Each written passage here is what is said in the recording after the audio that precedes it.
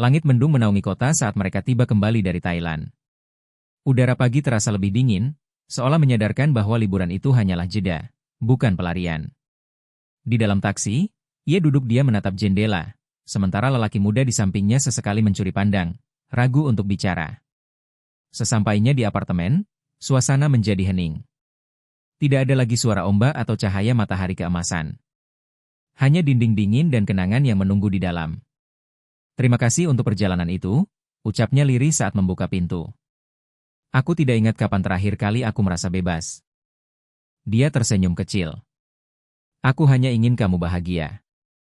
Malam itu, ia duduk sendiri di meja makan, menatap secangkir teh yang mulai dingin. Kilasan wajah anak-anaknya tiba-tiba muncul dalam pikirannya. Tawa mereka, tangis mereka, panggilan "Mama" yang sudah lama tak ia dengar. Ia merogoh dompet dan mengeluarkan foto kecil. Dua anak, laki-laki dan perempuan, tersenyum di depan taman. Dadanya sesak. Tanpa berkata apapun, ia mengambil ponsel dan mengetik pesan. "Bisakah aku menemui mereka besok?" Keesokan harinya, ia berdiri di depan rumah yang tak asing.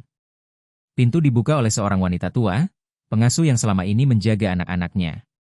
Mereka terdiam sejenak, lalu wanita itu hanya mengangguk dan mempersilakannya masuk. Di ruang tengah, dua anak sedang menggambar. Si kecil menoleh, ragu, lalu perlahan berlari ke arahnya. "Mama." Ia berlutut, menahan air mata. "Iya, sayang. Mama di sini." Tangisan pun pecah. Anak-anak memeluknya erat, seolah takut kehilangan lagi. Ia tak bisa berkata-kata. Hanya memeluk mereka, sekuat mungkin. Beberapa hari berlalu. Ia mulai menghabiskan waktu dengan anak-anaknya lagi, mencoba merajut kembali hubungan yang sempat hancur. Lelaki muda itu tetap bersamanya, sabar, tak pernah menuntut apa-apa. Tapi ia tahu, sesuatu sedang berubah. Dan perubahan itu datang mengetuk pintu. Suaminya berdiri di depan apartemen, wajahnya lelah, mata penuh beban. Ia membawa sebuah tas kecil dan bunga yang mulai layu. "Aku ingin bicara," ucapnya pelan. Di dalam, mereka duduk bertiga, wanita itu, lelaki muda, dan sang suami. Tidak ada teriakan. Tidak ada amarah. Hanya keheningan yang berat. "Aku tahu aku telah gagal," kata sang suami akhirnya. "Aku tidak ada saat kamu butuhku. Aku mengabaikanmu, dan aku menyesal." Ia menggenggam tangannya sendiri. "Kamu datang saat aku mulai menemukan diriku lagi." Pria muda itu menunduk. "Aku tidak pernah berniat merebut dia darimu. Aku hanya mencintainya dengan cara yang aku tahu." Suaminya menatapnya. "Dan kamu melakukannya. Kamu membuatnya tersenyum lagi." "Terima kasih." Malam itu, ia duduk di balkon bersama lelaki muda itu. Angin dingin menerpa wajah mereka, tapi mereka tetap diam. "Aku tahu ini akhirnya, ya?" tanyanya pelan. Ia tidak menjawab langsung. Tapi ia menggenggam tangannya erat. "Kamu datang di saat hidupku gelap. Kamu membuatku merasa cantik, dicintai, dihargai. Tapi aku harus kembali.